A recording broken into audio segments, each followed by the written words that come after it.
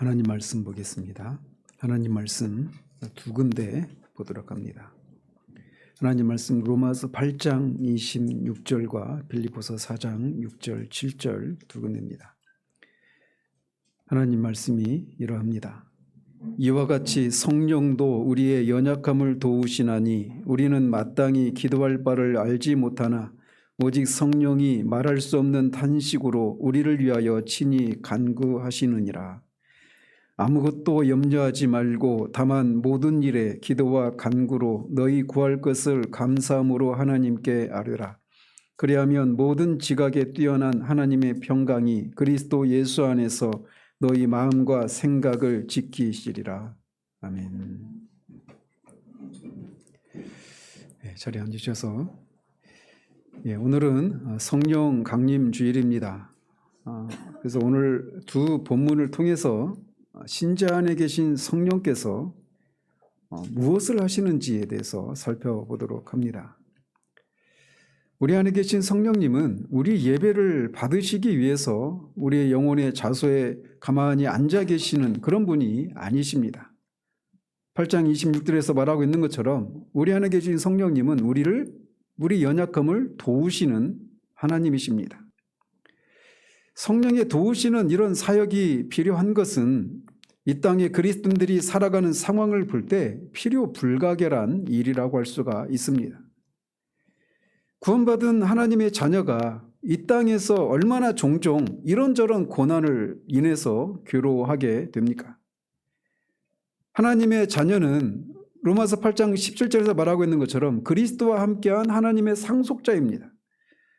그렇게 영광스러운 하나님의 자녀임에도 불구하고 이 땅에서 우리는 얼마나 종종 어려운 환경을 인해서 염려하고 근심하게 되는 일들이 잦은가 말이죠. 이미 거듭나서 하나님의 성령이 그 안에 내주하시는데도 우리는 매일 사탄에게 괴롭힘을 당하고 우리 안에 있는 죄로 넘어지는 경우들이 많습니다. 또 하나님 아버지의 사랑을 받고 성령이 우리 안에 내주하셔서 성령의 전이 되었음에도 불구하고 우리는 이 세상에서 많은 경우에 자주 박해와 고통을 당하고 무수한 실패로 인해서 탄식하고 슬퍼하는 일들이 너무나 많습니다. 종종 그리스도인들은 믿지 않는 사람들보다 그 형편이 더 불행한 처지에 놓여 있는 경우들도 많습니다. 그래서 세상은 종종 그런 상태 가운데 있는 우리를 보면서 네 하나님이 어디 있느냐? 정말 네가 믿는 하나님이 살아계시다라면 너를 어떻게 그런 형편 가운데 둘 수 있느냐라고 묻는 그런 상황들을 우리는 너무나 자주 만나게 됩니다. 만약에 나 이런 것들에 대해서 나는 잘 모르겠고 어쨌든 나는 예수를 믿고 정말 지금까지 삶이 너무나 순탄하고 평탄하고 하나님이 이런저런 세속적인 복들을 주셔서 나는 아무런 근심 걱정 없는 삶을 살고 있습니다 라고 말한다라면 둘 중에 하나입니다. 여러분은 너무나 어리거나 아니면 여러분이 생명이 없기 때문에 그렇습니다.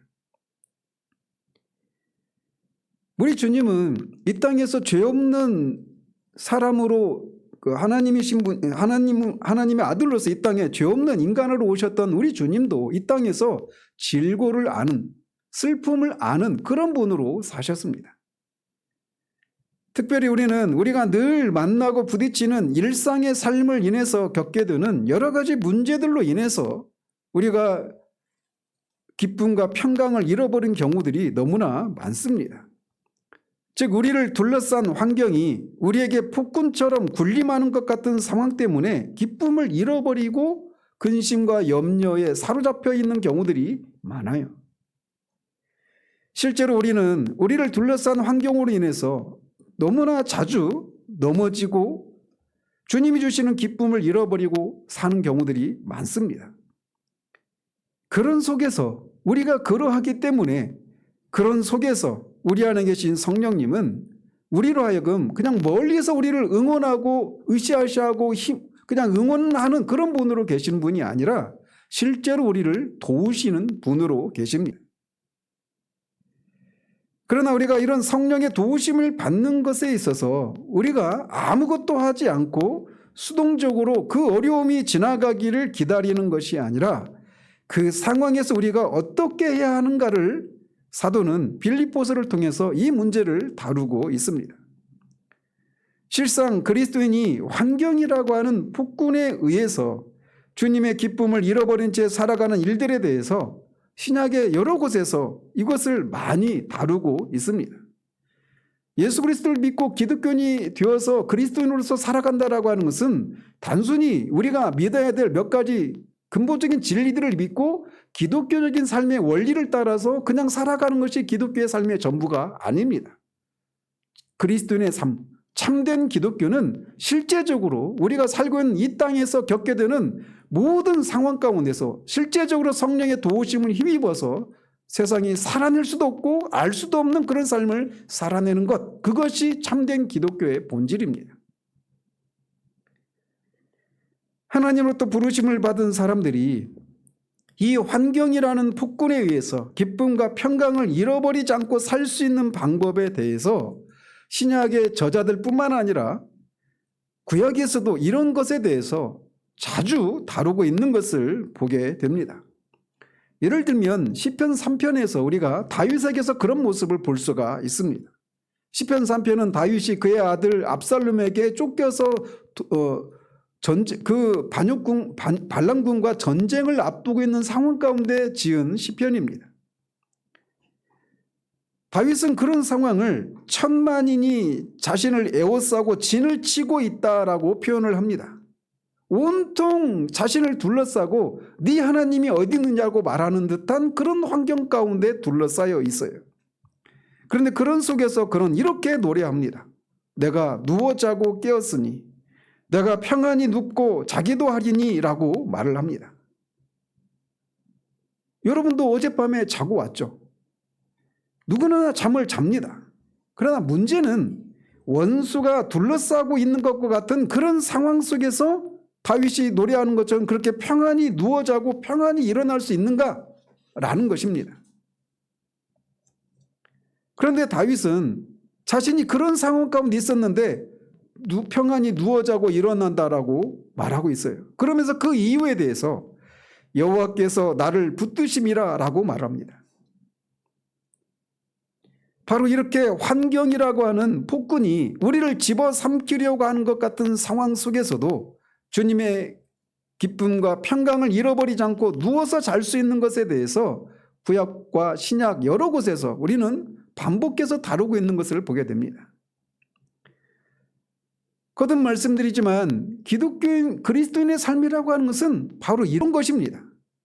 그저 주일에 되면 시간을 맞춰서 예배당에 와서 예배 한번 드리고 가서 그냥 세상에 살다가 또 다시 와서 예배 드리고 또 가서 세상에 살다가 그냥 그렇게 살고 그리고는 죽으면 천국 가는 것, 이것이 그리스도인의 기독교의 전부가 아니란 말입니다. 그리고 바로 이 문제만큼, 즉 환경이 우리를 집어삼키려고 하는 것 같은 상황 가운데서도 기쁨과 평강을 누리는 이 문제만큼 우리의 믿음이 어떤 것인지를 적나라하게 보여주는 것이 없다고 할 수가 있습니다. 삶이 평화롭고 자신이 원하는 대로 삶이 다 펼쳐질 때 하나님을 찬양하고 감사하고 기쁨과 평강을 누리는 것은 너무나 자연스럽습니다. 그렇게 어렵지 않습니다. 그럴 때 우리는 하나님을 향해서 우리의 모든 것을 하나님을 위해서 다 내어드릴 수 있을 것 같고 내가 이런 평강과 기쁨을 언제까지라도 누릴 수 있을 거라고 생각을 합니다. 그리고 그런 하나님을 향해서, 그런 은혜를 주신 하나님을 향해서 자신의 모든 것을 드리겠노라고 찬양하고 고백을 하기도 합니다. 그러나 우리를 둘러싼 환경이 폭군으로 돌변해서 우리를 집어삼키려고 할 때도 우리가 동일하게 하나님을 찬양하고 기쁨과 평강을 누릴 수 있느냐? 이것이 진짜 그 사람의 믿음이 드러나는 현장이라는 겁니다. 모든 그리스도인은 그가 정말 구원받은 신자라면 그 사람은 마땅히 믿어야 할 진리를 믿는 사람입니다. 에베소서 1장 1절 강해하면서도 말씀드렸지만 그리스도인들은 신실한 자예요. 무엇인가 믿는 사람들입니다. 그래서 그리스도인이다라고 말할 때는 그가 그냥 내 스스로 나는 그리스도인이라고 주장한다고 해서 그 사람이 그리스도인이라고 말할 수가 없는 거예요. 성경이 말하는 대로 하나님이 어떤 분이시고 하나님 앞에 우리 인간은 어떤 존재이고 그런 인간이 예수 그리스도를 믿어서 구원받고 구원받은 자들은 또 어떻게 된다라고 말하는 성경에서 말하고 있는 근본적인 진리를 믿는 사람만이 그리스도인인 겁니다. 그러니 내가 무엇을 믿는지를 모른다. 그 사람은 그리스도인이 아니기가 쉽습니다. 따라서 그 사람이 정말 그리스도인이라면 그 사람은 마땅히 믿어야 될 진리, 이 진리를 믿는 믿음은 그가 환경이 바뀐다고 해도 그런 종류의 믿음은 변함이 없어요. 그러나 환경이 우리를 집어삼키려고 할 때 그런 속에서도 주님이 주시는 기쁨과 평강을 누릴 수 있게 하는 믿음은 믿는 사람들 안에서도 천차만별로 다양하게 나타납니다. 그리고 동일한 사람 안에서도 그 믿음이 이런 환경 가운데서 발휘되는 믿음은 있기도 하고 없기도 하고 강하기도 하고 약하기도 하고 이렇게 다양하게 나타날 수 있습니다. 우리의 삶은 각종 고난과 시험으로 점철되어 있습니다. 욥기에서도 인간은 불이 하늘을 향한 것처럼 고난을 위해서 태어났다라고 말을 합니다. 불은 밑으로 향하지 않습니다. 불은 항상 위로 향하죠.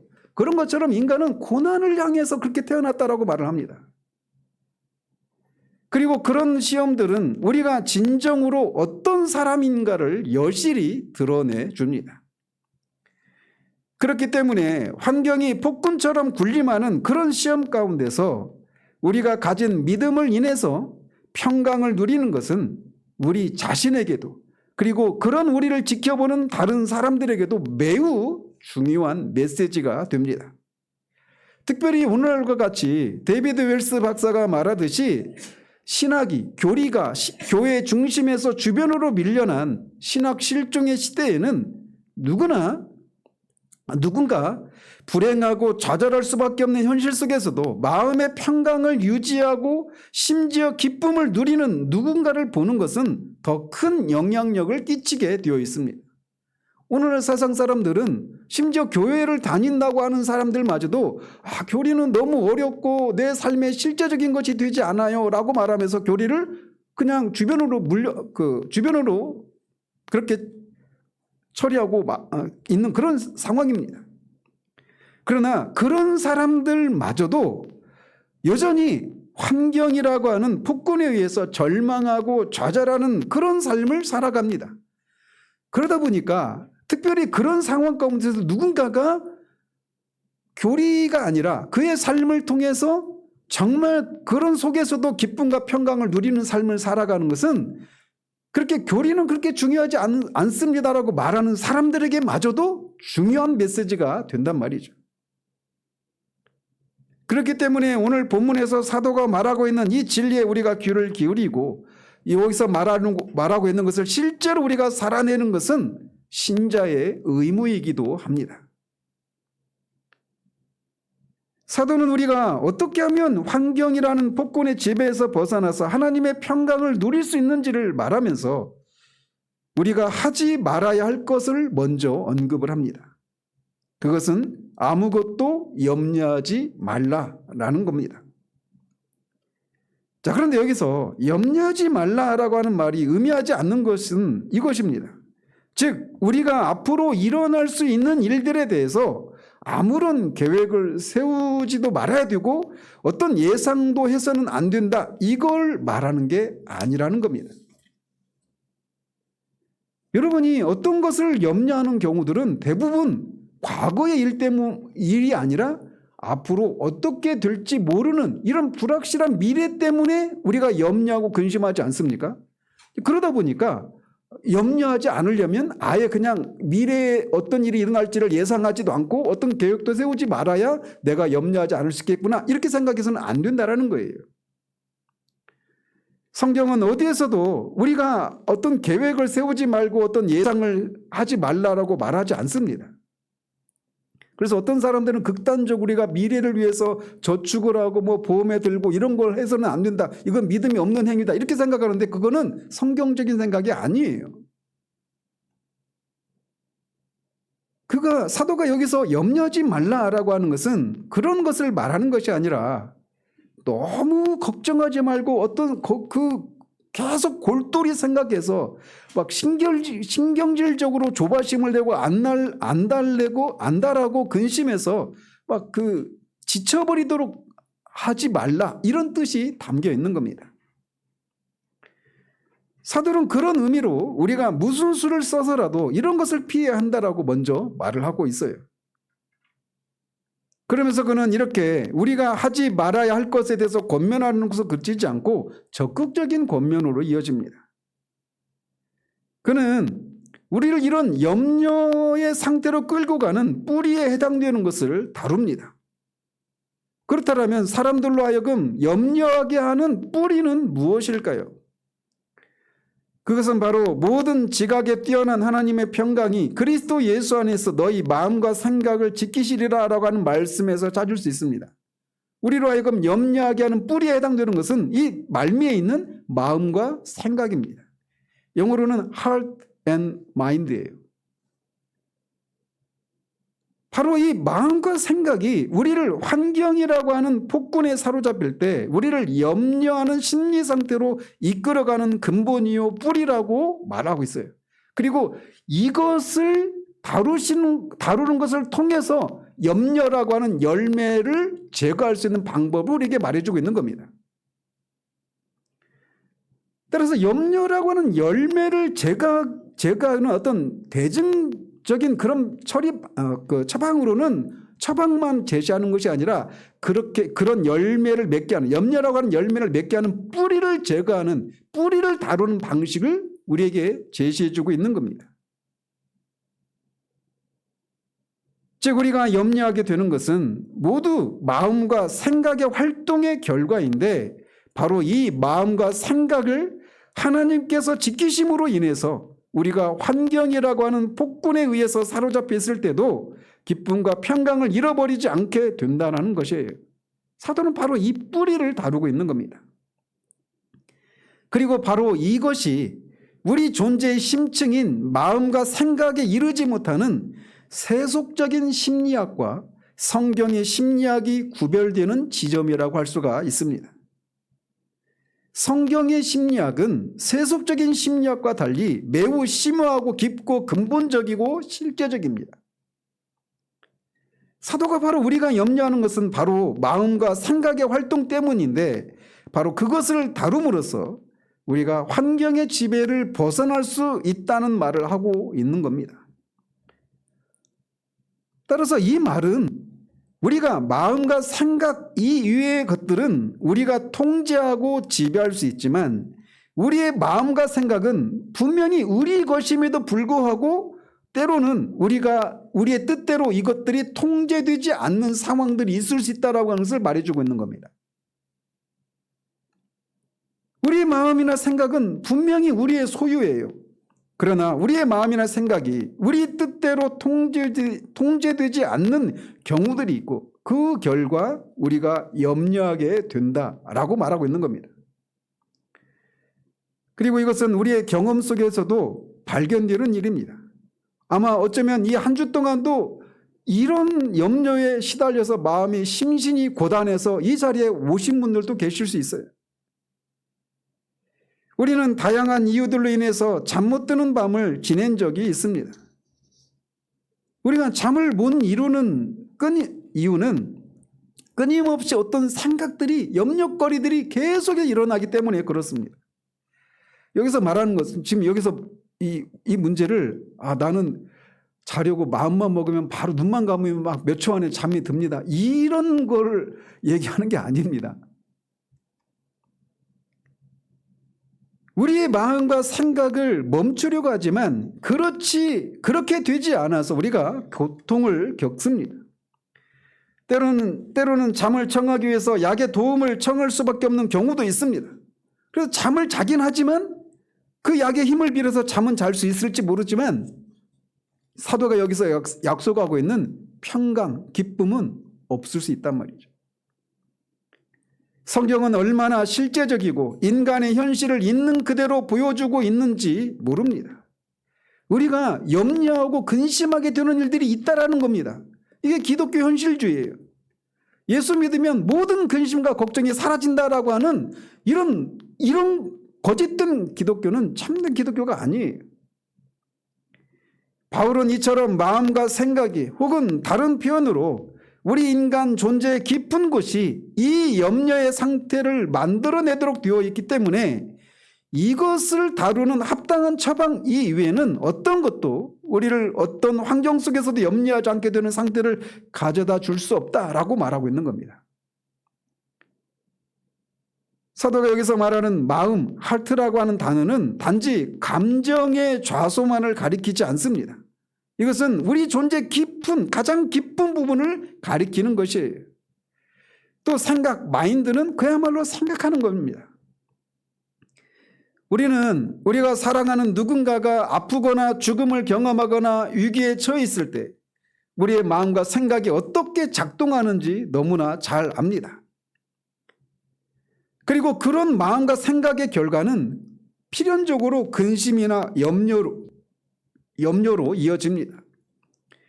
그래서 아무리 그 사람이 처한 상황에 대해서 생각하지 않으려고 해도 끊임없이 생각이 꼬리를 물고 일어납니다. 만약 그 사람이 이렇게 된다면 혹은 저렇게 된다면 하면서 그 생각이 계속 밤을 새워도 여러 날이 지나도 끊임없이 이어지고 결국 우리를 염려와 근심으로 이끌고 우리 마음이 널브러지는 데까지 끌고 갑니다. 여러분들이 자녀들이 어떻게 될까? 이대로 놔두면 어떻게 될까? 이런 생각 한번 하기 시작하면 이 생각이 꼬리를 물고 일어나서 정말 나중에는 완전히 그냥 이 녹조 상태가 되기까지 그렇게 마음이 떨어지게 돼요.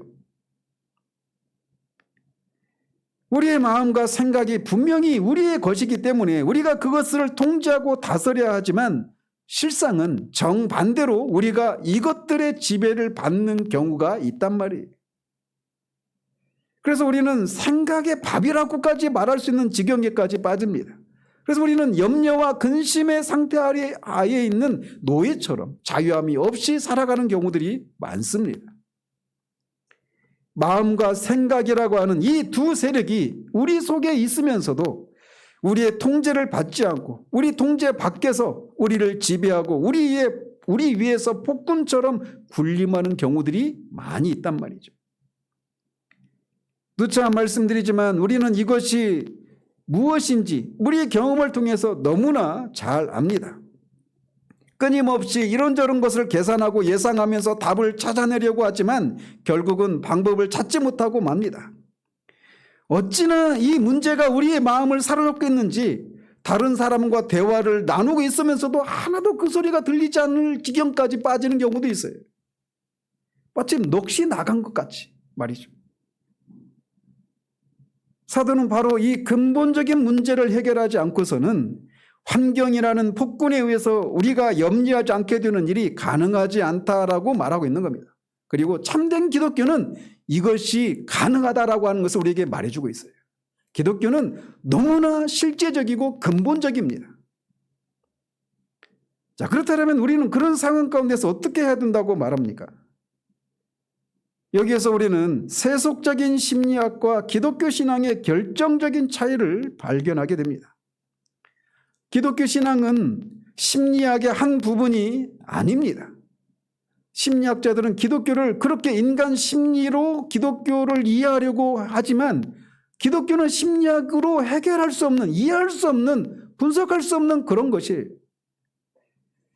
심리학에서는 우리가 어떤 문제로 염려하고 있으면서 그것을 떨치지 못하고 그것 때문에 고통을 받을 때 걱정하는 걸 그만두고 감정을 억제하고 마음을 강하게 먹으십시오라고 말합니다.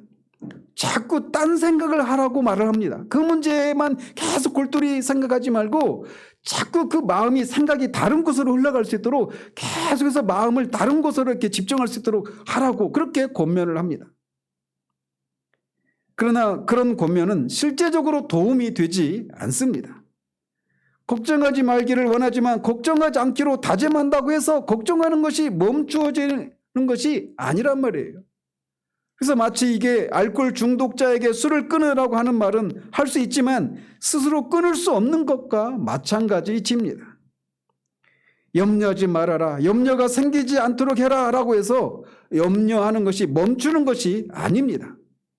사도는 거기에 염려하지 말라라고 하는 데서 그치고 있지 않아요. 염려하지 말아라, 걱정하는 것은 아무런 도움이 되지 않는다라고 말하는 것은 건전한 상식에 해당됩니다. 물론 우리는 어떤 경우에는 이런 상식적인 권면도 필요합니다. 때로는 상식적인 진리를 힘입는 것도 필요하기 때문입니다.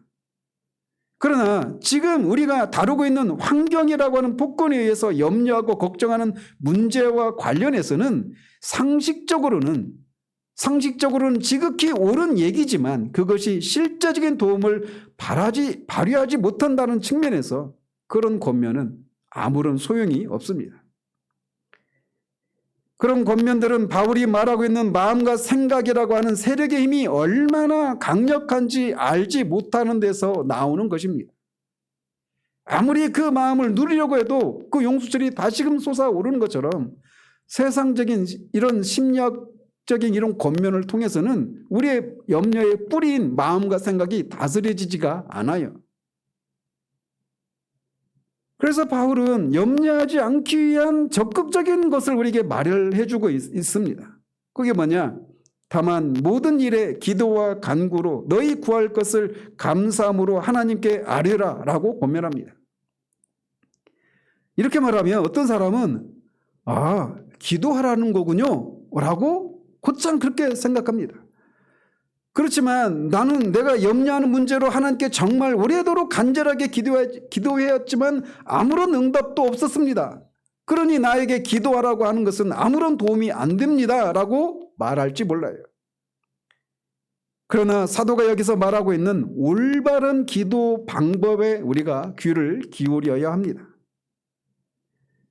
사도는 마구잡이로 하나님께 우리에게 필요한 것들을 아뢰라고 말하고 있지 않습니다.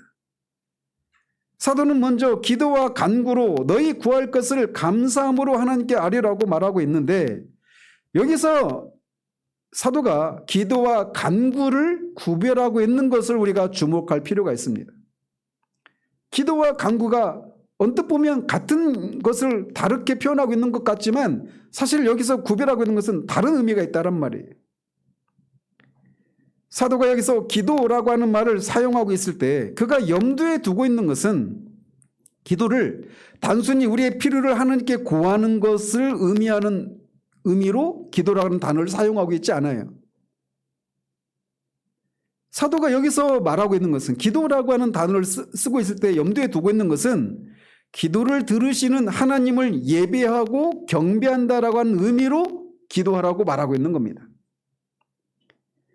기도라고 하는 말이 얼굴과 얼굴을 맞대고 있다는 개념을 포함하고 있는데 거기에서 우리는 기도가 1차적으로는 하나님을 예배하고 경배하는 것이라는 사상을 이끌어낼 수 있습니다.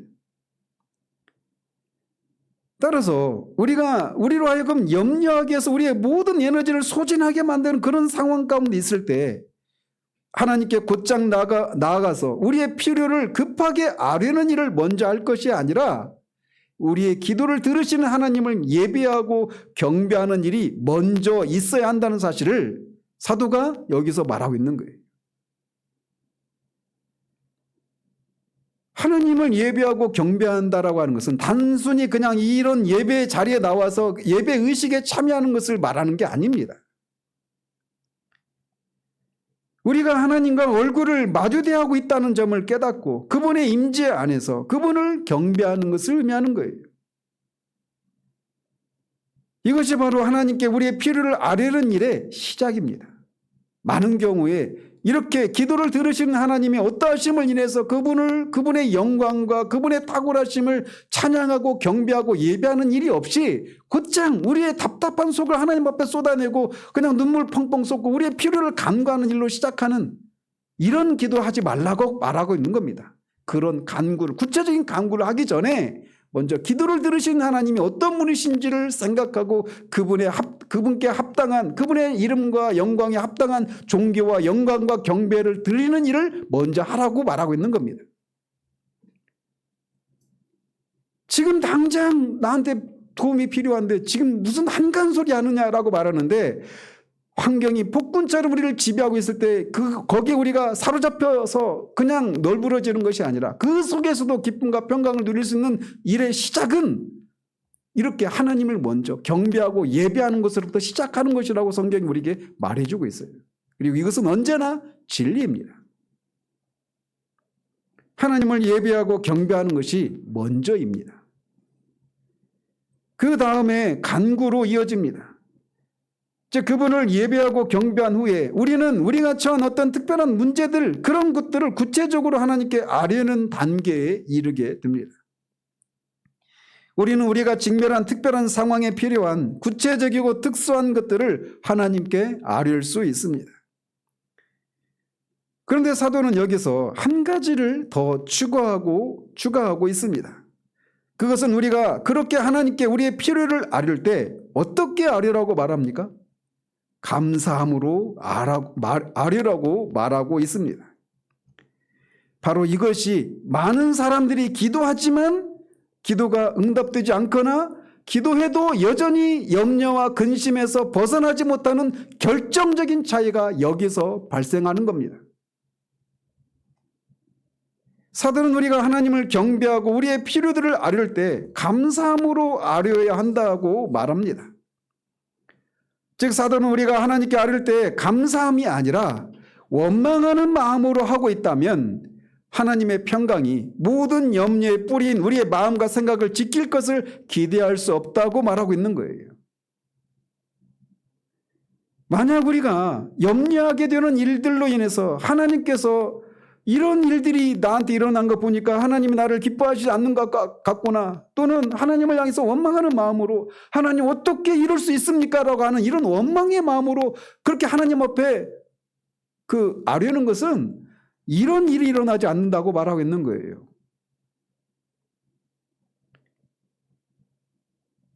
우리를 이렇게 다루시는 것은 부당하거나 하는 이런 원망의 마음으로 기도한다면 차라리 기도를 멈추는 것이 더 낫다고 그는 말하고 있는 겁니다.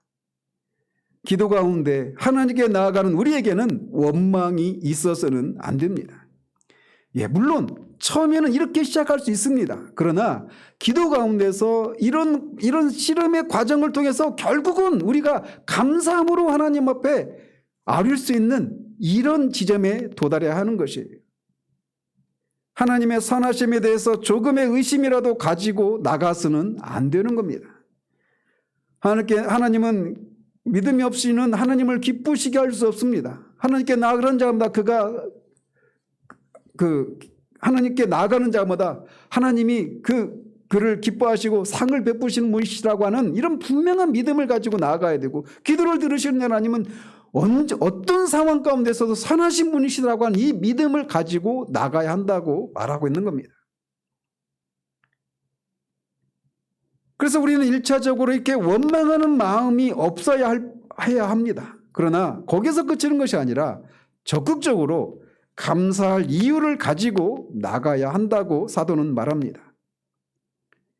기도하고 있는 그때 우리에게는 분명히 우리를 염려하게 하는 문제가 있음에도 불구하고 우리는 우리 스스로에게 내가 하나님께 무엇을 감사할 수 있을까를 묻고 그 이유들을 가지고 마땅히 이렇게 기도해야 된다고 말하고 있는 거예요. 즉 나는 지금 이 순간 고통 중에 있기는 하지만 나는 하나님께 그가 그의 아들을 보내셔서 나와 나의 죄를 위해서 십자가에 돌아가시도록 하신 일에 대해서 감사드릴 수 있다. 내 앞에 당면에 있는 감당하기 어려운 문제가 있음을 나도 잘 안다. 그러나 이것마저도 하나님께서 나를 위해서 행하신 것이다. 나는 하나님께 그가 그의 아들 우리 주 예수 그리스도를 세상에 보내신 것을 감사드린다. 나는 그리스도께서 그 자신의 몸으로 십자가상에서 나의 죄를 담당하신 것을 감사드리고 또 나를 의롭다 하시기 위해서 다시 살아나신 것을 감사드리고 내 마음을 쏟아 바치겠다. 나는 내가 과거에 받았던 많은 축복을 인해서 하나님께 감사드리겠다라고 먼저 하나님께서 우리에게 베푸신 구원을 감사해야 합니다. 우리는 우리의 생각과 모든 힘을 다해서 하나님을 찬양하고 감사할 이유들을 찾아내야 합니다. 우리가 분명히 염려되고 걱정되는 상황임에도 불구하고 하나님은 선하시고 우리를 사랑하신다는 사실을 상기하며 하나님께 감사를 드리며 우리의 필요를 아뢰어야 합니다. 즉 바울이 여기서 말하고 있는 바른 기도, 참된 기도는 어둠 속에서 절망적으로 부르짖는 것도 아니요, 아무런 실제적인 생각도 없이 하나님께 울부짖는 호소도 아니라 우리의 예배를 받으시기에 합당하신 하나님께 예배드리고 우리의 요구를 아뢰는 기도인 겁니다. 기도는 바로 이것이에요. 우리의 상황은 전혀 감사할 수 없는, 그래서 우리가 염려에 사로잡혀 있을 수밖에 없는 그런 상황에도 불구하고 그런 것 속에서도 하나님은 여전히 선하시고 나에게 정말 내가 받을 수 없는 이런 구원의 은혜를 베푸셨고 지금까지 나를 인도해 오셨고 그 일에 있어서 하나님은 실수가 없으신 선하신 분이시다. 그리고 지금은 내가 감당할 수 없을 것 같지만 이런 상황마저도 하나님은 선하신 뜻이 있고 이것을 통해서 하나님은 분명히 선을 이루실 것이다 라고 하는 이런 믿음을 가지고 하나님 앞에 감사로 우리의 필요를 아뢰는 것이어야 한다는 겁니다. 그렇다면 사도는 그렇게 하나님께 우리의 필요를 아뢰을 때, 그런 방식으로 우리의 필요를 아뢰을 때 무엇이 약속되고 있다고 말합니까? 먼저 그는 만약에 너희가 그렇게 기도하면 하나님께서 너희를 염려하게 하는 모든 것들을 쫓아내시고 제거해 주실 것이다 라고 약속하고 있지 않은 것을 우리가 주목해야 합니다. 오예배 때 계속 말씀드렸던 것처럼 오늘날 실용주의적인 복음주의는 온통 이것을 약속합니다. 그러나 성경은 우리에게 이것을, 너희들이 이런 방식으로 기도하면 너희를 염려하게 만드는 그 모든 환경을 내가 일거에 제거해주고 너로 하여금 평강을 누리도록 해주마 약속하고 있지 않아요. 사도는 그것에 대해서 아무것도 말하고 있지 않습니다. 그러나 바로 사도가 약속해주고 있는, 말하고 있는 이것이야말로 신앙생활에 있어서 가장 박진감을 주는 것 중에 하나입니다. 이렇게 말할 수 있는 것은 복음의 영광은 복음이 우리의 환경이 아니라 바로 우리 자신에게 관심을 가지고 있기 때문에 그렇습니다. 하나님은 우리가 아들의 형상을 닮은 사람이 되는 것, 이것이 우리를 구원하신 하나님의 궁극적인 뜻입니다. 그래서 궁극적인 관심은 우리예요. 우리를 둘러싸는 환경이 아니라 그 환경 속에 있는 우리 자신, 여기에 하나님의 궁극적인 관심이 있다는 겁니다. 즉 복음의 궁극적인 승리는 우리의 환경이 어떠하든지 간에 우리 자신이 바로 서 있을 수 있고 그냥 가만히 서서 버티고 이를 앙다물고 버티기만 하는 것이 아니라 그런 속에서 우리를 거스르고 막 그 세차게 우리를 막 그 뒤로 밀려나게 하는 그런 상황 속에서도 믿음으로 전진할 수 있다는 사실에 있는 겁니다. 이것이 복음의 영광이에요. 그리고 이것은 우리가 살아낼 수 있는 삶인 것입니다. 바울은 우리를 괴롭히고 고통스럽게 만드는 환경이 개선될지 아닐지에 대해서 전혀 언급하고 있지 않습니다. 만약에 여러분이 다니시는 교회에서 만약에 예수를 열심히 믿고 하나님께 순종하고 교회 봉사 잘하고 주의 종 잘 섬기고 11조 잘하고 주일 성수 잘하면 여러분을 괴롭히는 모든 환경이 다 형통하게 될 것입니다 라고 말하면 그 교회 빨리 떠나십시오. 그건 성경에서 말하는 약속이 아닙니다. 사도는 우리를 두렵게 만드는 환경을 우리에게서 제거시켜 주실지 아닐지에 대해서 전혀 언급하고 있지 않습니다. 그가 말하고 있는 것은 우리를 둘러싼 환경이 어떠하든지 그 속에서 우리가 지키심을 받을 것이라고 말하고 있는 거예요. 하나님의 궁극적인 관심은 우리 자신입니다. 우리가 어떤 환경 속에서도 무너지지 않고 지킴을 받고 우리를 넘어뜨리려는 문제들을 끌어안고서도 전진할 수 있다는 것이 복음이 우리에게 약속하고 있는 영광이에요. 마치 사사기 15장에서 16장에서 블레셋 사람들이 삼손을 잡기 위해서 그가 가사성에 이렇게 들어가 있었는데, 그렇게 사람들이 막 그를 잡기 위해서 둘러쌌는데 삼손이 오히려 그 성문 두 짝을 뽑고 두 문설주를 뽑고 문빗장을 어깨에다 메고 거기를 뚫고 나옵니다. 그 장면, 이 블레셋 사람들이 그를 둘러싸고 있는 환경의 폭군이라고 하는 것이 우리를 둘러싸고 있는 것과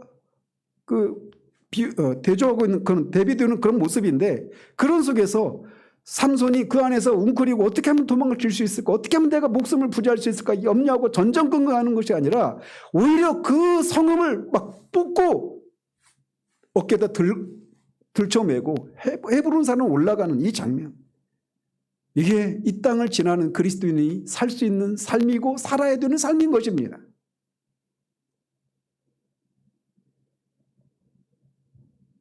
이것이 바로 진정한 승리예요.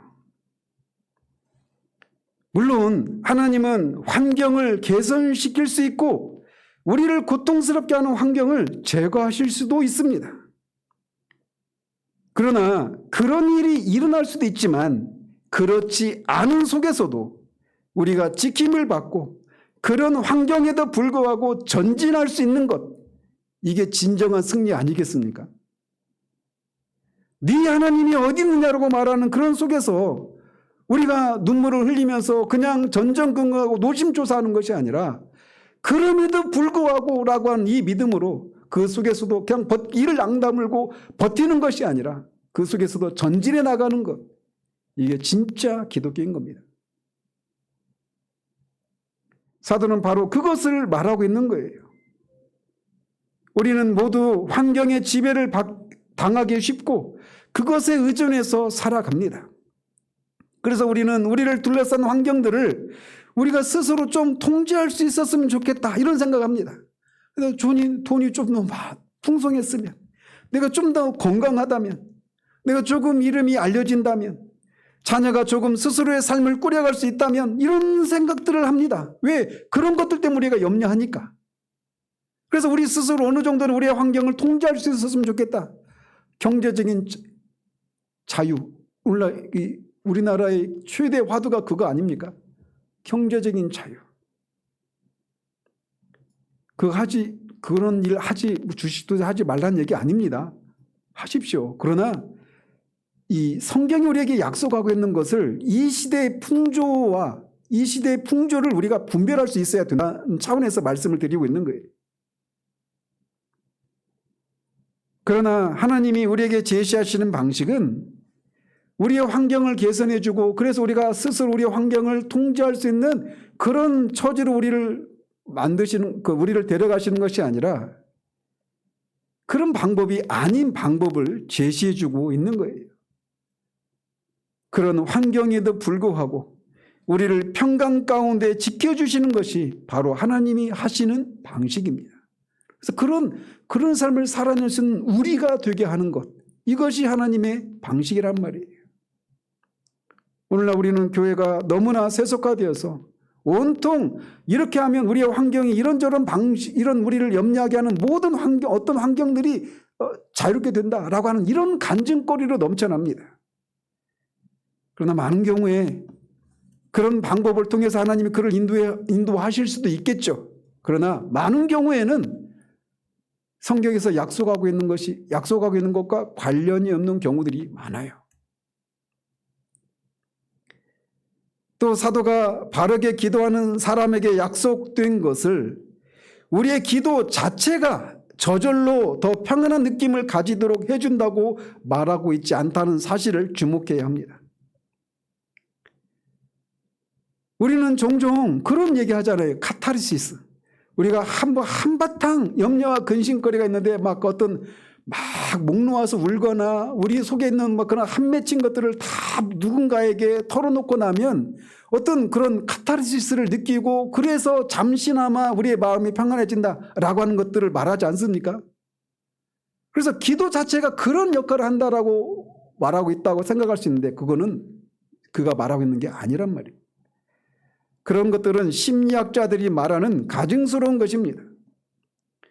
그들은 우리가 어떤 어려움을 가지고 있을 때 기도를 통해 우리의 마음에 있는 것들을 쏟아내면 도움이 된다고 말합니다. 그러나 그것은 심리학이지 기독교가 아닙니다. 또는 우리가 최소한 기도하고 있는 동안에는 우리의 염려에 대해서 생각하지 않을 수 있기 때문에 기도하는 동안에는 심리적인 안정을 얻을 수 있어서 기도가 도움이 된다라고 말하고 있지 않아요. 이건 역시 심리학이지 기독교가 아닙니다. 또는 우리가 기도하면 환경이 바뀔 것이라고도 말하고 있지 않습니다. 그러나 우리가 오늘날 기도에 대해서 흔히 듣는 얘기가 이런 말 아닙니까?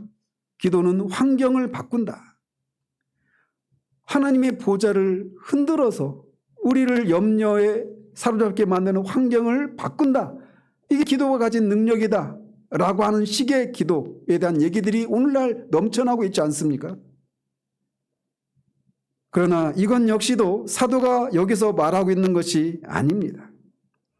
그는 그렇게 하면, 즉 이런 식으로 기도하면 모든 지각에 뛰어난 하나님의 평강이 그리스도 예수 안에서 너희 마음과 생각을 지키시리라 라고만 말하고 있습니다.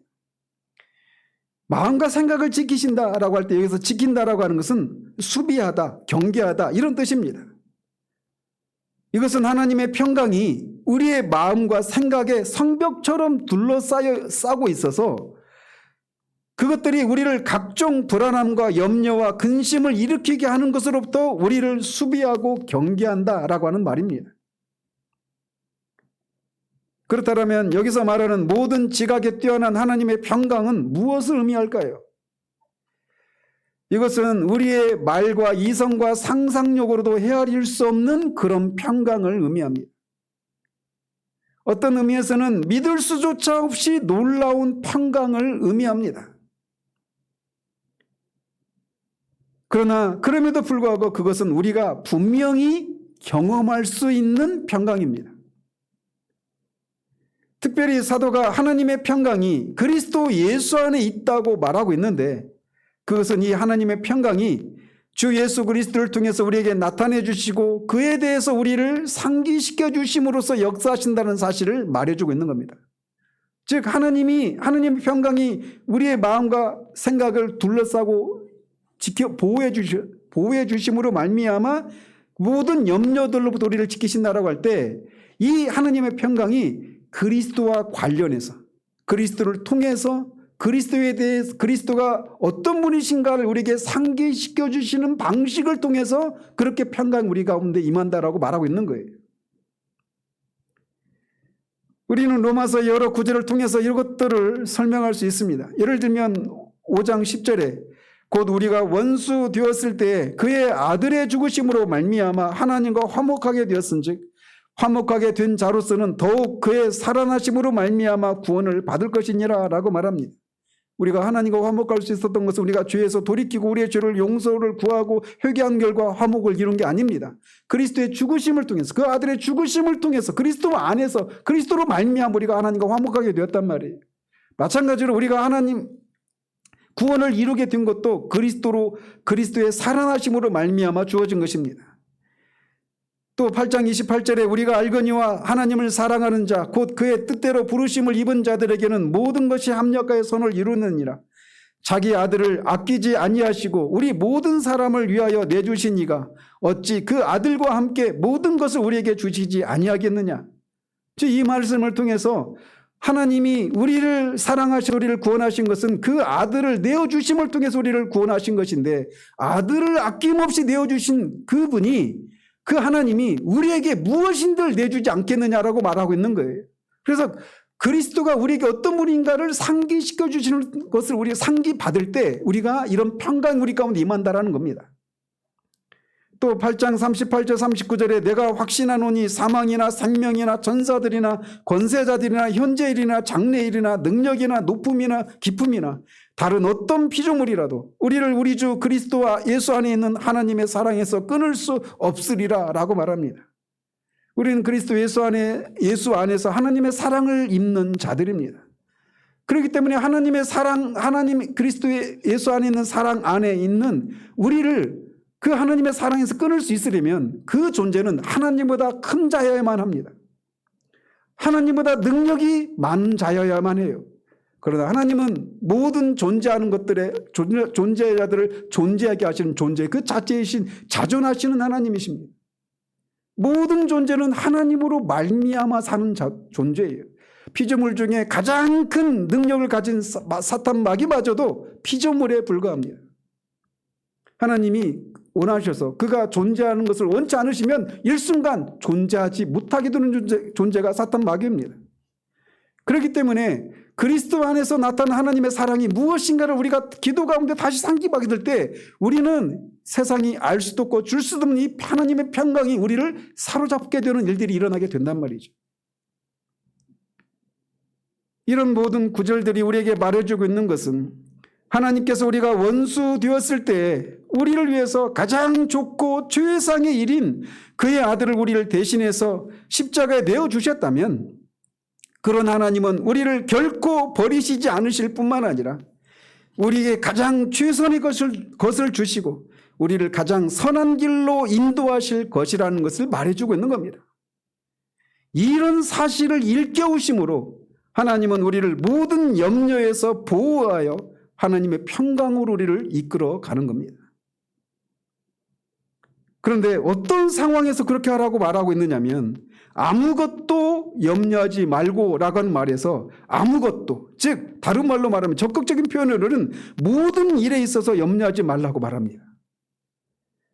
즉 하나님께서 우리를 염려로부터 하나님의 평강으로 지키시는 일에 있어서 제한이 없다라고 하는 것을 말해주고 있는 겁니다. 어떤 종류의 일을 인해서도 염려하지 말라고 하는 거예요. 왜냐? 그 모든 일에 있어서 하나님은 이렇게 일하시는 분이시기 때문이라는 것입니다. 우리를 염려하게 하는 일이 무엇이든지 우리가 하나님께 경배와 예배하고 모든 염려되고 고통스러운 일이 있음에도 불구하고 하나님의 선하심과 사랑을 의심하지 않고 감사하며 기도한다면 하나님은 우리를 그 모든 염려로부터 지키신다고 말하고 있는 겁니다.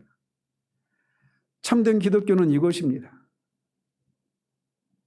우리를 환경의 밥이 되고 염려와 근심의 노예가 되지 않도록 하신다라는 거예요. 그 일에 있어서 제한이 없습니다. 어떤 일을 만났든지 이런 방법으로 그분께 나아가야 합니다. 이것이 구약과 신약에서 모든 하나님의 사람들이 도무지 잠을 이룰 수 없는 상황 속에서도 평안히 누워 잘 수 있었던 비결이었고 그것은 우리 모두에게도 약속된 것이기도 합니다. 그러므로 아무것도 염려하지 말고 다만 모든 일에 오직 기도와 간구로 너희 구할 것을 감사함으로 하나님께 아뢰라. 그리하면 모든 지각에 뛰어난 하나님의 평강이 그리스도 예수 안에서 너희 마음과 생각을 지키시리라. 예, 물론 우리는 이런 체험을 하고도 또 넘어질 수 있습니다. 그럼 어떻게 해야 됩니까? 그때도 또 이렇게 하십시오. 그런 과정 속에서 우리는 하나님을 아는 지식에서 점점 자라게 될 것입니다. 그리고 점점 더 자유를 누리게 될 것입니다.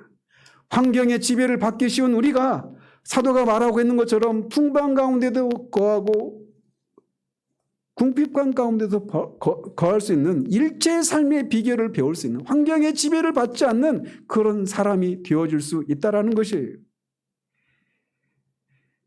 이것을 위해서 성령께서 우리 안에 내주하시고 우리를 도우십니다. 참된 기독교는 이런 성령의 도우심을 인해서 환경을 지배하는 것을 경험하면서 드러내면서 사는 것입니다. 이게 참된 기독교예요. 그리고 이것은 저나 여러분이나 정말 예수 그리스도 안에 있는 모든 신자들에게 하나님이 약속하고 있는 것입니다. 하나님은 살아계십니다. 성령님은 우리 안에 거하십니다. 가만히 앉아서 우리 예배를 받으시기 위해서 그냥 가만히 계시는 분이 아니라 우리를 도우십니다. 그래서 우리로 하여금 도무지 뒤를 돌아보면 내가 어떻게 그런 험한 시간들을 보낼 수 있었을까? 그냥 겨우 견디는 것이 아니라 그런 속에서 기뻐하고 평강을 누리고 하나님을 찬양하고 도대체 당신은 어떻게 그런 상황 가운데서 그렇게 노래할 수 있고 그렇게 평안함을 누릴 수 있느냐고 물으러 오는 그런 삶을 살아낼 수 있다는 거예요. 이게 기독교예요. 이것이 그리스도를 통해서 우리에게 가능해졌고 성령님이 우리 안에 거하셔서 이렇게 우리를 도우시는 일을 통해서 그런 일을 하고 계신 겁니다. 성령님이 우리 안에 거하십니다. 그러므로 이런 성령님의 도우심을 힘입어서 앞으로 우리가 어떤 삶을 살아갈지 어떤 어려움이 우리에게 닥칠지 모르지만 이 하나님이 우리를 도우시는 성령님이 우리 안에 계시기 때문에 우리가 어떤 삶을 살아도 넉넉히 이기며 살아갈 수 있는 그런 삶을 살아내어서 세상으로 하여금 도대체 그 삶의 비결이 무엇인지 물으러오는 삶을 살고 그런 삶을 살도록 하신 하나님께 영광을 돌려드리는 그런 우리가 되기를 우리 주님의 이름으로 축원드립니다. 기도하겠습니다. 하나님 아버지, 성령 강림 주일에 성령께서 어떤 일을 하시는 분으로 우리 안에 계시는가를 우리가 한 단면을 살펴보았습니다. 오늘날 성령님에 대한 얘기를 하면 온통 방언을 하고 신유의 은사가 일어나고 귀신을 쫓아내고 온통 이런 초자연적인 것들과 관련해서만 은사와 관련해서만 성령을 얘기하고 성령 충만도 그런 것을 통해서 이 땅에서 우리가 어떤 어려움과 문제들이 없이 그냥 기쁨과 평강을 그런 현세적인 그런 복들을 누리며 살 수 있는 통로로 수단으로만 성령의 충만함이 언급되는 이 어그러지고 굽어진 시대 가운데 우리 안에 계신 성령님이 무엇을 하시는 분이신가를 이 아침에 살펴보았습니다. 우리가 정말 예수 그리스도를 믿었다면 그 순간 우리는 거듭나고 거듭나는 순간 성령님 우리 안에 내주하시기 시작하시고 내주하시는 성령님은 그냥 우리 안에서 예배를 받으시기 위해서 가만히 앉아 계시는 분이 아니라 우리가 살고 있는 모든 삶의 환경 가운데서 그래서 그 환경이 우리를 지배하려고 하고 염려와 근심으로 우리를 이끌어 가려고 할 때마다 그런 우리를 도우시기 위해서 우리 안에 거하신다는 사실들을 우리가 기억하기를 원합니다. 실제로 우리의 삶이 얼마나 많은 경우에 염려와 근심을 할 수밖에 없는 환경 가운데 놓여지게 됩니까? 그 속에서 우리가 그냥 막연자실한 그런 상황 가운데 그냥 있는 것이 아니라 사도가 제시해주고 있는 방법을 따라서 정말 기도와 간구로 감사함으로 하나님께 아림으로 말미암아 하나님의 평강이 우리의 마음과 생각을 지키시는 이 삶을, 이 능동적이고 역동적인 삶을 살아내어서 하나님께 기쁨을 드리는 우리들 되기를 소원하고 우리 주 예수 그리스도 이름으로 기도합니다. 아멘.